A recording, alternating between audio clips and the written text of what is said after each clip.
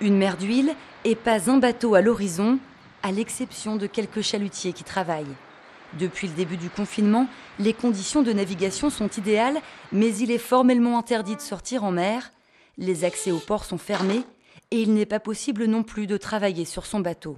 Tout le monde est un petit peu excédé parce que on a l'impression d'une injustice quelque part, parce que franchement, aller sur un bateau seul, avec les mesures de sécurité, évidemment, les gestes barrières habituels, on ne voit pas en quoi ça présente des dangers particuliers.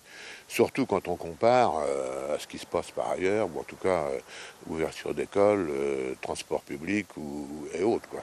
Après le 11 mai, pour l'instant, c'est le flou total. Le comité de la Manche demande aux autorités de lever les interdictions ou de les adapter selon les endroits. Je crois que c'est avec les maires que les préfets doivent prendre des décisions en fonction de la configuration du littoral. Il y a probablement des endroits sur la côte d'Azur où les gens sont les uns à côté des autres sur la plage, mais ce n'est pas le cas dans la Manche. Au-delà du plaisir de sortir en mer, c'est toute une filière qui est aujourd'hui à l'arrêt. Les loueurs, les vendeurs de bateaux, d'articles de pêche, les chantiers navals.